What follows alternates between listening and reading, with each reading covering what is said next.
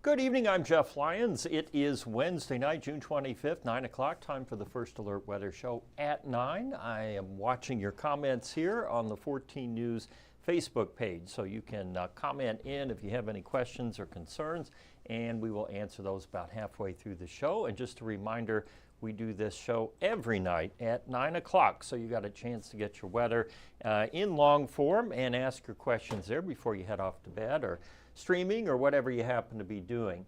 Out there now we have a clear sky looking west. That's kind of interesting. Looks like a little pop-up shower or storm there to the west. We'll check that out on the radar here in a moment.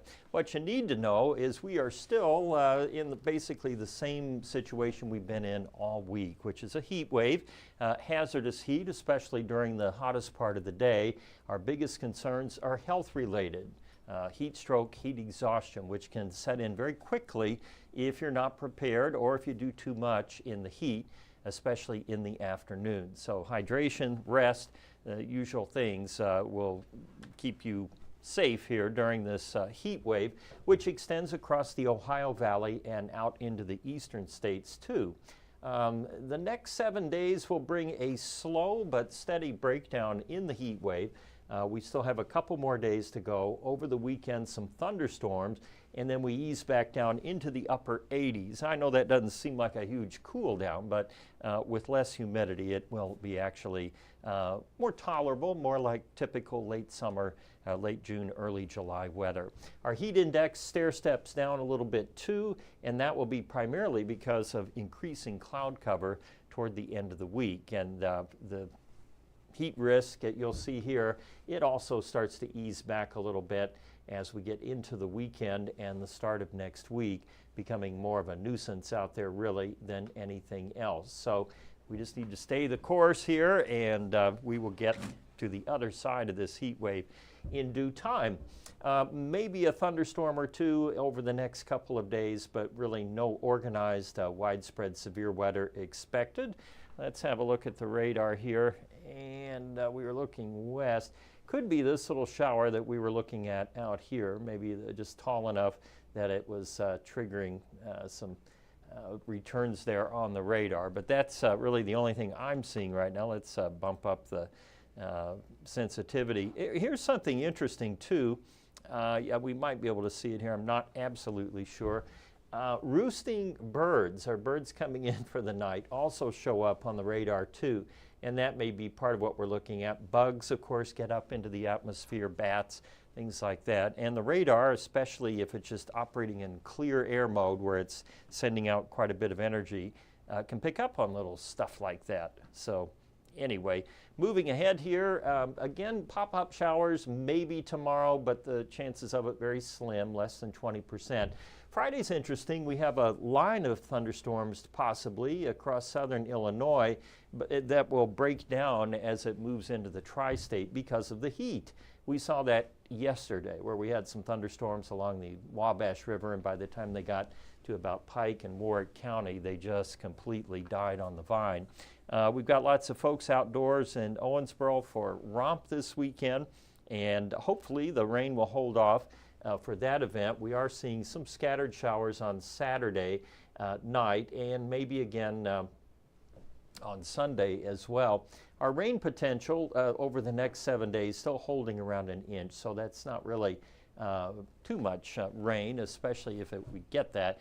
It's just a kind of a spitball number or average rainfall across the region, cumulative there of scattered showers. Mid-80s here even at 9 o'clock at night are pretty common, and we have 89 at St. Louis there. Of course, as we learned last night, you know, the urban areas are going to be inherently hotter because of the concrete and more, you know, ability to hold the heat over there. Up close here, the tri-state, you can pick your favorite town. I'll pick a couple here. Madisonville at 83, Fairfield 85, and Oakland City at 86.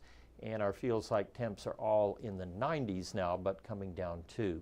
So we hit 96 again today and only got down to 75 this morning. That seems to be kind of the way we've played it here the last couple days. Monday was our hottest so far with 98.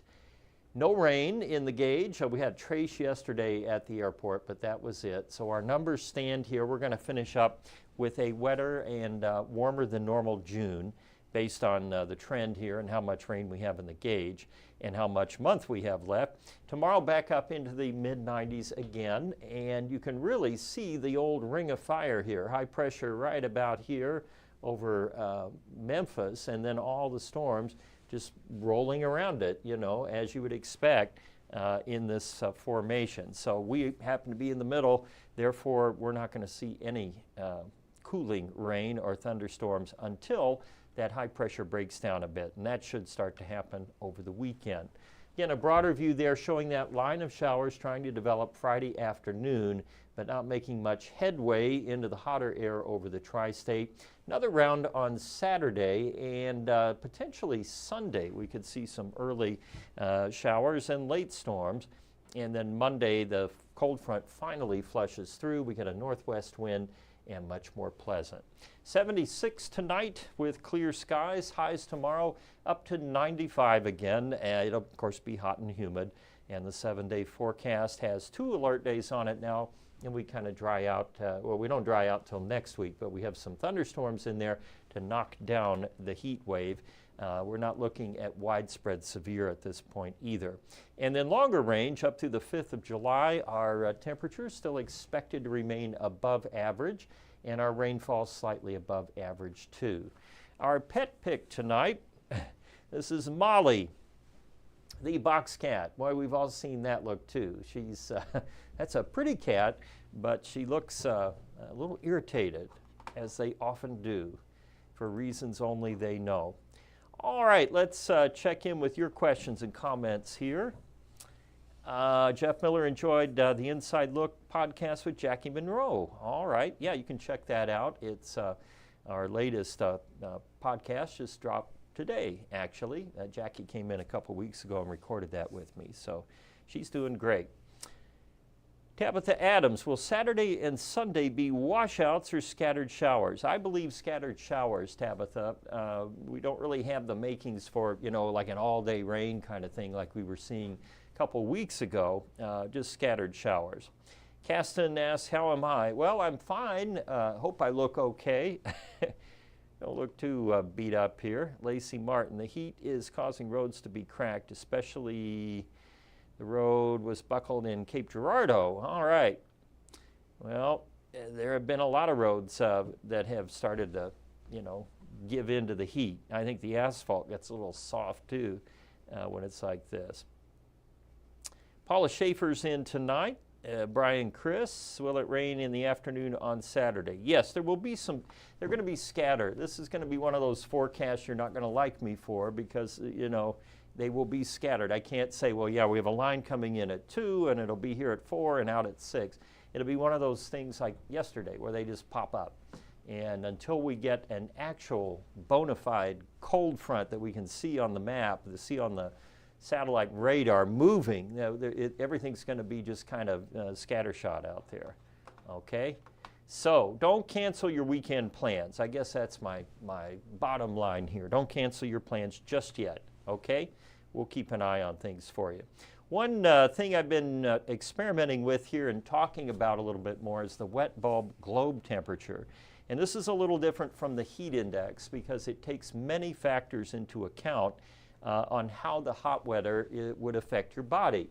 Now the heat index, which we give every day of course, does not really tell us much about how hot it would feel in the direct sunlight. It tells us shade, temperature, and humidity, but it doesn't take into account wind, cloud cover, or sun angle, and that's very important this time of the year because the sun's as high as it gets in the sky. By the other token, the wet bulb globe temperature looks at all those things except for the shade, and actually we can kind of look at both and compare. So the wet bulb globe temperature is made up 10% of the actual air temperature, 70% of wet bulb, and this simulates the cooling effect of sweat. We'll talk about that in a second too. And then 20% of the black globe temp simulates how hot it feels in direct sunlight. Remember, we talked a little bit about albedo the other night. That's how a darker color absorbs more light from the sun. So if you're wearing dark colored clothes outside, or even if you're not, if you're in the sun, you're going to be absorbing more of that energy. And the device that measures wet bulb globe temperature covers the sensor there with black to absorb the maximum radiation. And then wet bulb on a thermometer, what we call a sling psychrometer. I meant to bring that in here with me.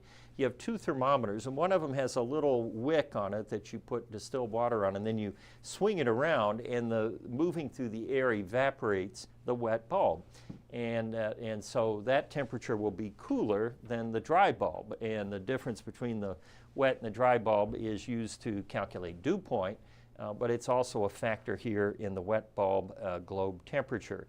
Now today I checked it several times, and at one point this afternoon the wet bulb temp was over 92. It was about 93. So, you know, no outdoor workouts. This is for folks that are not acclimated. One group that uses the wet bulb globe temp, if we have any athletes out there, maybe you played football or soccer in high school, college, baseball, I guess those would be the hot season sports, or maybe you're in the military, and if you served our country, thank you for your service, but you probably remember, may or may not remember, depending on where you were stationed and where you trained, wet bulb globe temperature being taken. Maybe it wasn't shared with you, but that information is important to keep troops watered, right? Keep everybody safe. And these groups, and like roofers and pavers, people that work out in the heat all the time, are acclimated. Your body can kind of get used to it over time. Now, it still does put a stress on your body. And if you're not acclimated, then these numbers are the ones that apply to you. So today, that wet bulb globe temperature was right in this range. So maximum exercise time of about maybe 1 to 2 hours, but with more frequent breaks and more water out there. On average, about 16 ounces per hour, which would be one of those bottles, bottles of water. But even more than that, maybe double that amount at the levels that we were at today. And if you stay properly hydrated, then you're not going to get the typical symptoms here from heat exhaustion or heat stroke. And a lot of you, and myself included, if you get out there in the heat, you sweat a lot and you might feel a little dizzy there. But if you start getting cool or clammy or throw up, or your pulse starts to race, then yeah, and muscle cramping, got to get water, got to get in the cool. And if you don't do that quickly, it can elevate there to heat stroke, and that's a medical emergency. You should still try to get cooled down and everything, but you'll probably need a medical intervention at that point. Okay, so just a little there about the wet bulb globe temperature. It's a cumbersome name. We need a snappier name for it. Some people call it the WGBT, or WBGT, I think, but I think, see, that sounds like another radio or TV station. All right. We still have a few folks in here. I figured that would clear the room out when I start droning on and on about wet bulb globe temp. Brian, Chris, can we go to Water Park Saturday and enjoy? Well, of course you can, yeah. And if you're talking about Holiday World, you get a thunderstorm up there, they just clear the pool and you're waded out, and then you get back in the pool. Been there in that circumstance more than once. Not good when you're the weatherman and you're sheltering in the shower rooms with everybody else, and they say, well, what are you doing here? But I've been there. Byron Douglas and I actually were there at the same time, and that happened with our young kids at that point. Anyway, that's a story for another. I'll tell it to you now. So we had gone up to Holiday World. Byron, his son Evan, was probably about, I don't know, 6, 7. And my kids, I probably had a couple in that range. I had 3. And our wives, and we go up to Holiday World. We're in the wave pool and, messing around. And this was back before we had decent cell phones and virtually no weather data. We didn't have smartphones yet. So you didn't know, you could call the station and ask, and we had a weekend guy working here named Alan Toomey, and we couldn't get through to Alan, you know, not that we could have called anyway. So, but there we were, and sure enough, thunder came up, and they cleared the pool, and now we got hail, so everybody in the shower rooms, and there we are standing with everybody else, you know, and people recognized this and gave us a little flack, as you can imagine. But, you know, after a little while, the storm blew over, and we all got back out in the water, and fun time had by all. So see, it can work out. Life in the day in the life of weatherman. This was a long time ago too, but anyway, that's the best I have for you right now. Lacey Martin has a question. When's Haley going to KMOV? Who's the chief meteorologist there? Man, well, I know Haley starts over in St. Louis next week. I do not know the chief met at KMOV, and that's our sister station. I probably should know that, but I don't. Sorry. I know our chief meteorologist at the Cape Girardeau station, that's Grant Dade, and Ryan Vaughn's down in Jonesboro in Arkansas. And then going this way, it would be Kevin Harnett over at Wave. And that's all the chiefs I can rattle off. Jesse Walker's in Terre Haute, but that's a different ownership group. That's a Next Star station.